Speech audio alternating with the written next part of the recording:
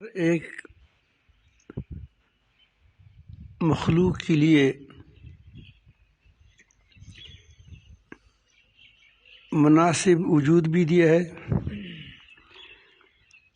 اور اس وجود کے مطابق جو اس کا کام ہے، جو اس کا وظیفہ ہے، جو اس کا فرض ہے، اس کی صلاحیت بھی اس میں رکھ دی ہے اور پھر اس طریقے پر ڈال بھی دیا ہے اور اس طرح ہر ایک چیز اپنی فرائض پوری کر رہی ہے اور اس کا فائدہ انسان کو پہنچتا ہے۔ شہد کی مکھی کا ایک خاص وجود ہے اور اس کے اندر ایک خاص ترتیب ہے، نظم ہے، سسٹم ہے اور اس کو ایک شوق دلایا گیا اور شوق کے مطابق وہ جاتی ہے، شہد جمع کرتی ہے، بالآخر ایک چھتر تیار کرتی ہے اور جب چھتر تیار ہو جاتی ہے تو سب تو نہیں کھاتی، باقی انسان کو واپس کرتا ہے اور جو خود کھانا چاہتی ہے خود کھاتی ہے۔ تمہارے گھر کے اندر بھینس ہے، اللہ تعالیٰ نے اس کو وجود دیا ہے تاکہ میرے بندوں کو دودھ دے، اس کے مطابق اس کو ڈول چمڑا وجود دیا ہے، اسی کے مطابق اس کو خوراک پیدا کیا ہے، اسی کے مطابق اس کو جب وہ بچہ لاتا ہے تو اتنا دودھ اس میں ہوتا ہے، کچھ بچے کو ملتا ہے اور کچھ تم کو ملتا ہے۔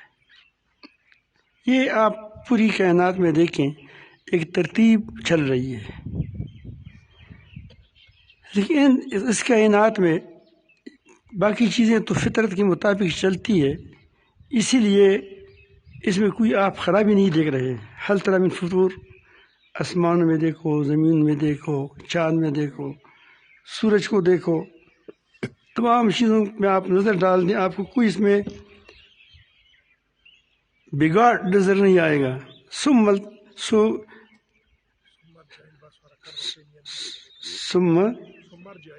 البصائر کرتين ينقلب إليك خاسئا خسیر۔ بار بار دیکھیں تو آپ کی آنکھیں آپ کو وہ تک جائیں گی، وہ پک جائیں گی اور وہ مشکل میں پڑ جائے گی، نقصان میں پڑ جائے گی، لیکن اس میں خرابی نہیں پڑے گی۔ اس آسمان و زمین میں کائنات میں کوئی خرابی آپ کو نظر نہیں آئے گی، حالانکہ پیدا انسان کے لیے ہے ساری چیزیں۔ اس کی وجہ یہ ہے کہ انسان کا دل اندھا ہو جاتا ہے۔ جب اس کا دل اندھا ہو جاتا ہے تو اس کی حقائق اس کو نظر نہیں آتی، حقائق اسے چھپ جاتی ہے اور چپ اس لیے ہو جاتی ہے کہ وہ دنیا پر فدا ہوتی ہے۔ یہ انسان هل يستوي الأعمى والبصير، اندھا اور بینا دونوں برابر نہیں ہوتے۔ کیا برابر ہو سکتے؟ نہیں برابر ہو سکتے۔ اندھا نہیں دیکھتا اور جو دیکھنے والا ہے وہ دیکھتا ہے، ظاہر ہے کہ وہ گڑے کو دیکھتا ہے، وہ کنڈے کو دیکھتا ہے۔ تو یہ اس دنیا میں ہم یہ جو لالچ کرتے ہیں یہ ہمارا اندھا پن ہے۔ جس طرح دوسری چیزوں کے لیے روزی مقرر ہے، کام مقرر ہے، ترتیب مقرر ہے اور اس کے مطابق اس کو مل رہا ہے، اس طرح انسان بھی یہ نہیں کہ ہاتھ پر ہاتھ باندھے، میں یہ نہیں کہتا کہ ہاتھ پر ہاتھ باندھے، لیکن اس کے لیے بھی ترتیب ہے کہ اس ترتیب پر وہ چلے گا تو دنیا میں بگاڑ نہیں ہوگا۔ یہ دنیا میں جو آپ کو یہ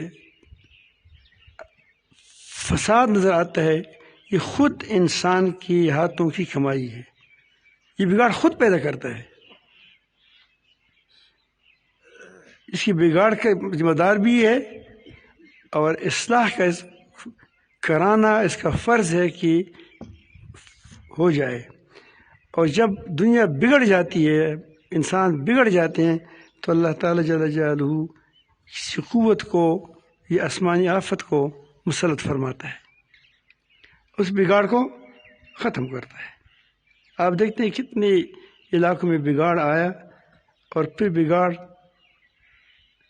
آپ دیکھتے ہیں یہاں قریب میں مجیب الرحمان تھے، ترقی تھا وغیرہ وغیرہ، جو اس کے پیچھے چل پڑے تھے اور خرابیاں مچاتے تھے، بالآخر ان سب کا صفایا ہو گیا. چلتا رہا آپس میں، پھر اشرف غنی آیا، دوسرے آئے، اب پتہ نہیں یار کیا ہوگا آگے. لیکن یہ چاندنی ہے، دنیا کی ہے، یہ سب چاندتی رہتی ہے اور اچھوں کو چھانٹتی ہے اور بروں کو پھینک دیتی ہے. انسان اگر اپنی زندگی پر خیال فکر کریں تو بہت اچھا انسان بن سکتا ہے. یہ کہ آخر میں کیوں آیا دنیا میں، کیوں پیدا کیا گیا، میرے لیے پوری دنیا پوری کائنات کو کیوں مسخر کر دیا گیا، آخر میں کیا کمال ہے، میرا مقصد کیا ہے دنیا میں آنے کا. آخر دنیا میں ایک میں ہی ہوں جو پوری دنیا میرے لیے چل رہی ہے، آخر اس کی وجہ کیا ہے.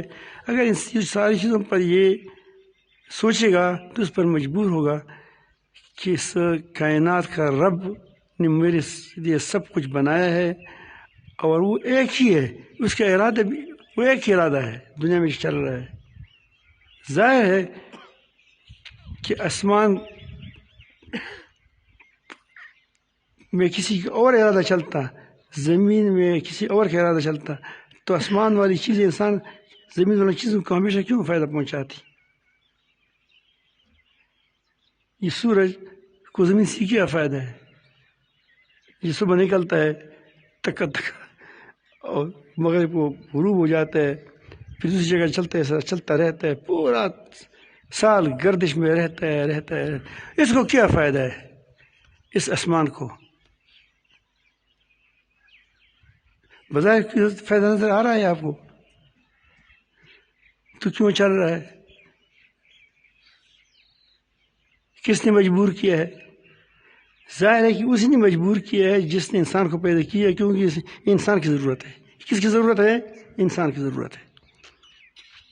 یہ پانی وغیرہ آپ دیکھیں، اب سمندروں کو کیا ضرورت ہے ہمیں اور ہماری، چل رہی ہے، اس میں مچھلیوں کو پال رہی ہے، ہیروں کو پال رہی ہے، جہاز کو بڑے بڑے جہاز آتے ہیں جاتے ہیں اس پر پشت پر. آخر یہ نظام میں انسان صرف اپنے پیٹ کے لیے پیدا ہوا کہ صرف پیٹ کو دیکھ، اس پورے نظام کو نہیں دیکھتا. یہ کہ آخر یہ نظام جو چل رہا ہے ٹھیک چل رہا ہے، اور پھر ہمارے لیے میرے لیے چل رہا ہے. میں کیوں پیدا ہوا، مجھ سے کیا مقصد ہے، کیا میں اس طرح اندر رہوں گا؟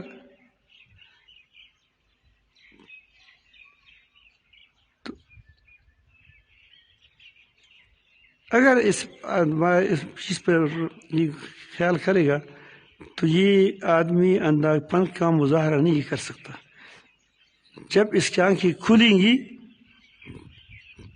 تو وہ ضرور کہے گی کہ میرا رب اپنے رب کو تلاش کرے گا. جب رب کو تلاش کرے گا تو رب اس کو مل جائے گا.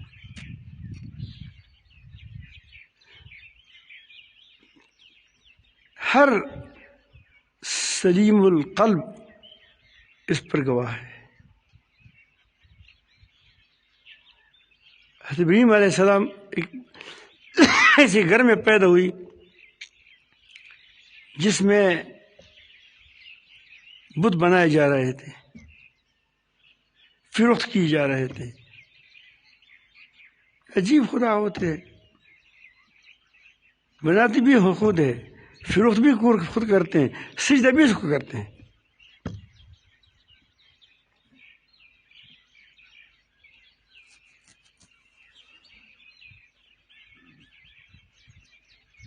تو یہ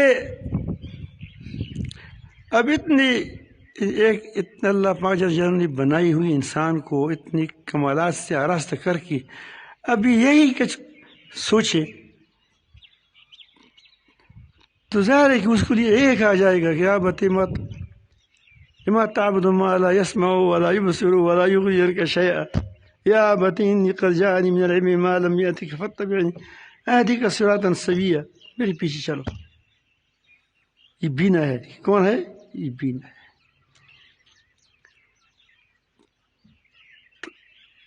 انسان میں مختصر سے بات کروں گا، طبیعت وہ ہے، لیکن ایک لطیفے کے ساتھ اس کو ختم کروں گا کہ ہمارا یہ حال کس اندھے کی طرح ہے.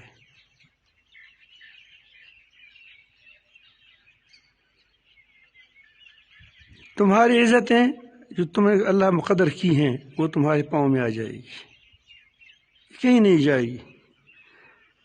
جو جس کی چیز کے لیے مقدر ہے اس کو مل رہی ہے تو انسان کو کیا نہیں ملے گی. لیکن وہ ہاتھ پاؤں مارے اتنے، بس جتنا اس کے لیے مقدر ہے وہ مارے. یہ چڑیاں ہیں، شہشہاتیں ہیں، تمام دنیا اب دیکھتی ہے. یہ مال تمہارے پاؤں میں پڑ جائے گا.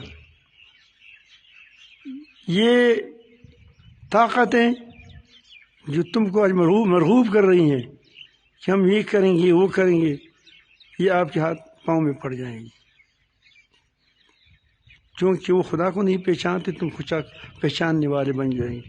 ایسا کہ نہیں ہو سکتا کہ تم رب کو پہچانو پھر اللہ رب العالمین تم کو ان کے حوالے کرے.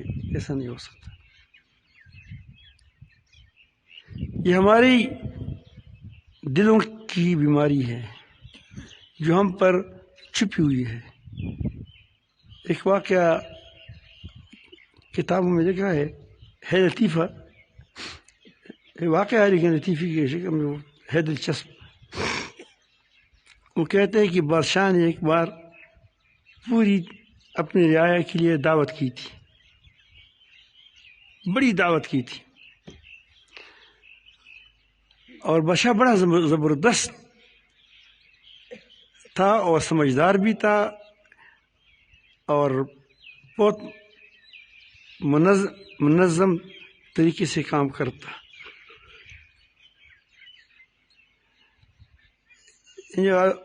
الٹپ کام نہیں کرتے تھے، حکمت کے ساتھ کام کرتے تھے. اس نے ہر ایک آدمی کے لیے اس کی مناسب کہ یہ شوگر والا مریض ہے، اس کو فلان چیز کی ضرورت ہے، وہ اس کے لیے اس کو آپ خوان کہیں ٹرے کہیں اس میں رکھ دیا. فلان کے لیے فلان کے لیے فلان چیز کے لیے فلان، ہر ایک آدمی کے لیے علیحدہ دسترخوان بنا دیا. کس پر یہ بیٹھے گا، اس پر یہ بیٹھے گا، اس پر یہ بیٹھے گا، اس پر.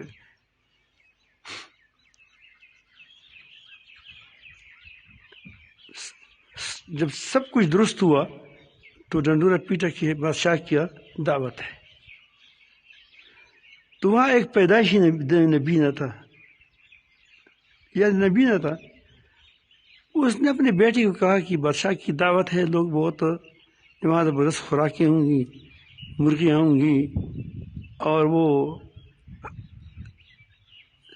زبردست دعوت ہے. تو میں جب ہم کھانے لگے تو اگر لوگ جلدی کھاتے ہیں یا حرص کے ساتھ کھاتے ہیں تو پھر آپ مجھے کچھ اشارہ دیا کریں تاکہ میں بھی پھر جلدی ترتیب بناؤں. کہا ٹھیک ہے. وہاں چلے گئے تو وہاں ترتیب ہی اور تھی.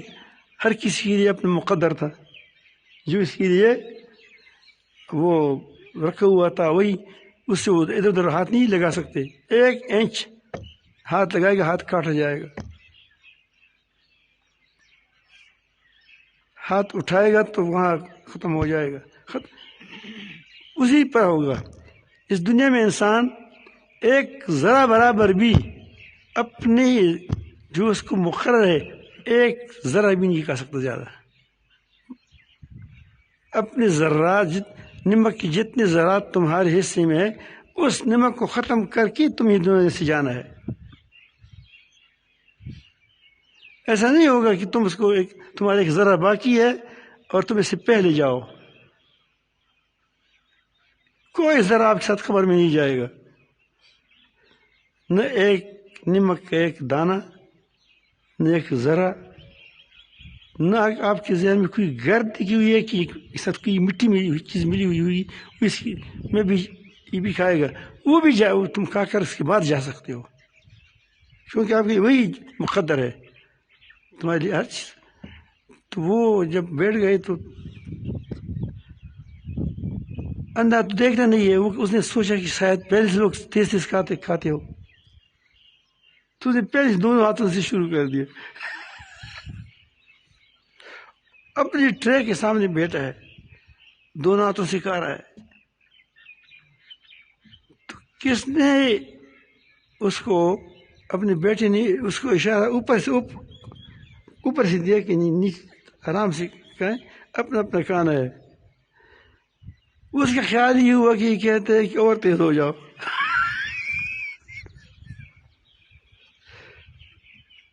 یہ اور تیز ہو نہیں سکتا تھا کیونکہ دونوں ہاتھ سے تو پہلے لگا ہوا تھا جس طرح ہم. تو نے کہا کہ چور ہے، لوٹ ہے. تو سارے ٹرے کو ادھر ادھر گرا دیا، بادشاہ اس کو پکڑ کے جیل میں ڈال دیا. تو ہم وہی اندھے ہیں، لوٹتے ہیں. لیکن آپ کتنے کھاتے ہیں؟ آپ دیکھتے ہیں تمہارے کبھی میں نے سامنے آپ کے سامنے بات رکھی تھی، مشرف نے دنیا میں کتنا کھایا اور لوٹا کتنا، اور جو لوٹا وہ کہاں چلا گیا. اس طرح باجوہ نے، اب وہ زندہ ہے، شیشے ہوٹل کے سامنے بیٹھا ہوا ہوگا بیچارہ، کتنا کھایا، کتنا پیا اور کتنا لوٹا اور کتنا مزید کھائے گا. تو یہ دنیا ہے. تو یہ بات میں نے اس لیے کی کہ تمہاری ارزاق روزیاں مقرر ہے، تمہاری عزتیں مقرر ہے کہ فلان آدمی دنیا میں آ کر اتنی عزت پائے گا. اب آپ وہ کام کریں جو رب تم کو کہتے ہیں کہ وہ کریں، جس پر تم کو ڈال رہا ہے.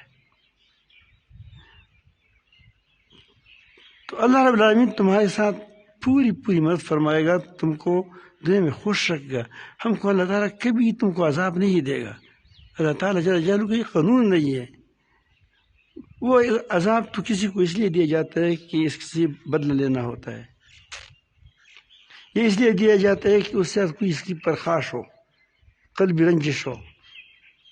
یہ اس لیے دیا جاتا ہے کہ اس کے ساتھ کل اس کے لیے اونٹ کے لیے کھڑا ہو جاتا ہے. یار یہ آدمی، باقی لوگ تو سارے کہ ہم نے سرنڈر کیے ہیں، یہ آدمی خطرناک ہے، یہ ہمارے لیے کیا ہو جائے گا، کل کھڑا ہو جائے گا، سیٹ کا خطرہ ہے. تو اس کو کیا کریں گے، اس خطرے کو ٹالنے کے لیے اس کو ایک طرف کر دیتا ہے. یہاں کل ہی ہمیں یہ بڑا بن کر ہم پر مسلط ہو سکتا ہے، کیونکہ اس وقت ہم نے پہلی کوئی گڑبڑ کی ہے. تو یہ جب تم کو اللہ تعالیٰ کے ساتھ نہ تم اس کی ہم سر ہے، نہ اس کے ساتھ تم مقابل ہے، تم اس کی انہیں ضد ہے، تم اس کی انہیں ند ہے، نہ تو نے اس کو پیدا کیا ہے، نہ اس کی کوئی اولاد ہے کہ اس کے لیے تمہارے ساتھ وہ زدم کرے. ساری اس کی مخلوق ہے. پھر آپ کو عذاب کیوں دیتا ہے؟ ٹھیک چلو، سیدھی چلو. ما يفعل اللہ بعذابکم، اللہ تمہیں عذاب دے کر کیا کرتا ہے؟ اس کی کیا دلچسپیاں ہیں تمہارے عذاب دینے میں؟ کیوں برباد کرتے ہیں تمہیں؟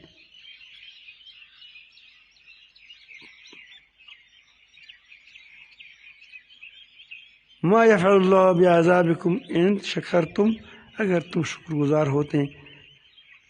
اللہ کی نعمتوں نے جو آپ کے سامنے بکھیر دی ہیں، اللہ تعالیٰ نے اس کو ٹھیک اسی طرح استعمال کرتے جس اللہ تعالیٰ نے بنائی ہیں، جس کی کام کے لیے بنائی ہیں. اللہ تعالیٰ جل جلالہ کی تمام صفات کیا ہے؟ کمال والے ہیں. تم کمال کو پہنچ جاتے ہیں، کمال کو، کیونکہ تمہارا رب کمال والا ہے، تمہارا رب کے کمال والا ہے. لیکن تم نے ادھر ادھر ہاتھ مار کر کے اللہ تعالیٰ کی نعمتوں کی شکری کی. جوانی کی تم نے شکری کی کہ کس قدر قیمتی زندگی تمہاری تھی، تم اس کے ساتھ کیا کیا. مال کی تم نے شکری کی، جب مل گیا تو آپ نے کیا کیا. اور اولاد کی تم نے شکر کی کہ جب اللہ تعالیٰ نے تم کو اولاد دی تو آپ نے اولاد کے ساتھ کیسے آپ نے تم اس کی کیا تربیت کی. بھائی کی آپ نے شکر کی، اللہ تعالیٰ نے بھائی دیا، تم اس کی کیا حق ادا کیا. اس طرح آپ گن لیں اللہ تعالیٰ تم کی صبح شام کھانا دیتا ہے، تم نے کیا شکر گزاری کی. اللہ تعالیٰ آپ سے زمین روزی نہیں مانگتا، روزی تو تم کو دیتا ہے، لیکن وہ تمام زندگی کو، پوری زندگی کو اپنے رب کی اطاعت میں گزارو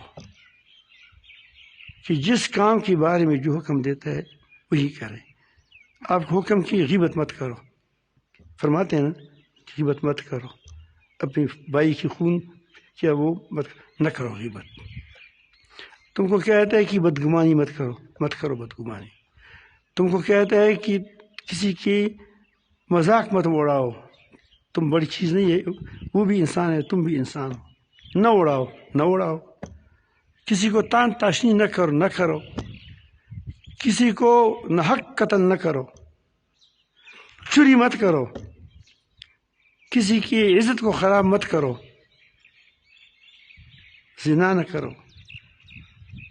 سود نہ کرو. تمہارا بھائی ہے، اس کو پیسوں کی ضرورت ہے، یوں ہی آپ اس کو دے دے، بطور قرض دے دے. اسے تم سود کیوں دیتے ہو؟ اسے بیچارہ پیر سے گرا ہوا ہے، تو مزید اوپر اور بار ڈالتے ہو.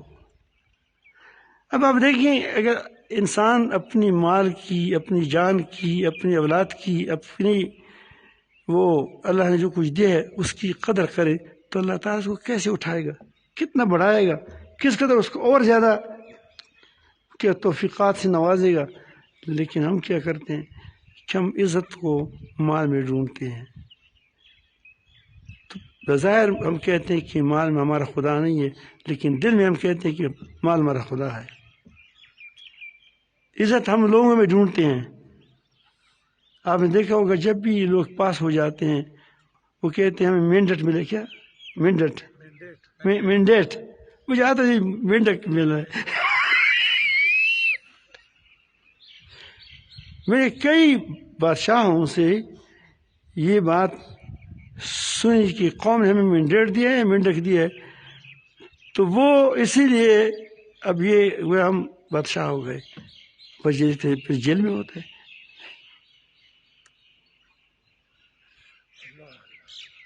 لوگ تم کو مینڈیٹ دے، خدا تم کہہ دے کہ تم جیل میں جاؤ، کیسے تم کو مینڈیٹ ملے گا. تو اس طرح میں عرض کرتا ہوں کہ اپنے رب کی رحمت کی دامن کو تھام میں پکڑو، اور یہ اس وقت ہوگا کہ تم اللہ کی حکموں پر جم جاؤ. وہ جو کہتے ہیں وہی کرو، اسے جو منع فرمائے وہی سے منع ہو جاؤ. تو آپ دیکھو گے کہ انشاءاللہ کتنی ہی بڑی مشکل کیوں نہ ہو، جو تمہارے لیے ایسی مشکل ہو کہ وہ آپ کو تصور میں بھی نہیں آتا کہ یہ ہٹ جائے گا.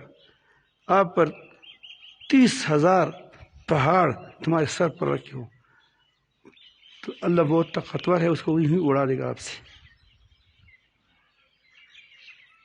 انبیاء علیہ السلام کو آگ میں ڈالا گیا، انبیاء علیہ السلام کو دریاؤں میں چھل پڑے، انبیاء علیہ السلام پر سختیاں آ گئی، نیکوکاروں پر سختی آ گئی، لیکن جس کے ساتھ خدا کھڑا ہو جائے اس کو کون گرا سکتا ہے.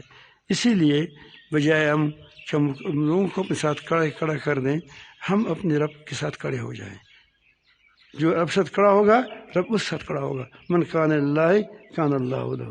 اللہ تعالیٰ ہم سب کو توفیق عطا فرمائیں کہ اپنے رب کے ساتھ، اپنے رب کے احکام کے ساتھ چمٹے رہیں۔ تو انشاءاللہ اگر آپ ایسا کریں گے تو آپ اس کی نقد لذت دنیا میں آپ پاؤ گے۔ نقد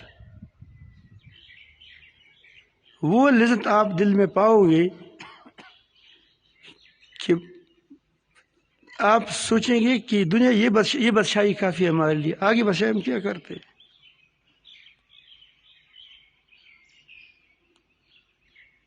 یہی لذت کافی ہے، اتنی بڑی لذت دنیا میں ملے گی، آپ کو سکون ملے گا، اطمینان ملے گا، اللہ تعالیٰ کے ساتھ آپ کو باتیں نصیب ہوں گی چھپ کے، اللہ تعالیٰ کی جلالہ آپ کو تعلق ہوگا۔ اس سے بڑی بات کیا ہوگی؟ پھر آخرت میں جو ملتے ہو تو انسان کے تصورت میں نہیں آتا۔ یہ جو ہم کہتے ہیں یا پڑھتے ہیں یا پڑھاتے ہیں حق ہیں سب، لیکن یہاں میں تصور میں آتے ہیں اس سے بالا ہے۔ فرماتے ہیں کہ کسی آنکھوں نے نہیں دیکھا ہے، ہمیں تو بڑی بڑی امرتوں کو دیکھا ہے، بڑا ہمارے کہہ دیں کہ مثلا جنت میں 1 من انار ہوگا، تو 1 من انار کا ہم تصور کر سکتے ہیں؟ نہیں کر سکتے؟ کر سکتے ہیں کہ 1 من بڑا انار ہوگا، تو اس کی ہم تصور نہیں کر سکتے، اس کی لذتوں کی، اس کی نعمتوں کی، اس کی مزوں کی۔ تو پھر وہاں تو وہی چیزیں ملیں گی۔ تھوڑا سا ایک کام کریں کہ نفس پر پتھر رکھیں۔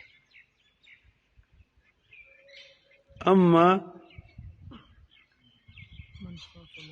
من خاف مقام ربه ونهى النفس عن الهوى فإن الجنة هي المأوى۔ جس نے اللہ پاک کے خوف کی وجہ سے اپنے نفس کو روکا، اللہ سے ڈر گیا اور نفس کو روکا، تو اس کا جنت کیا ہے؟ ٹھکانہ کیا ہے؟ جنت ہے۔ معمول چھوٹی ایک قدم نفس پر رکھو، دوسرا کہاں رکھو؟ جنت میں رکھو۔ اللہ تعالیٰ ہم سب کو توفیق عطا فرمائے۔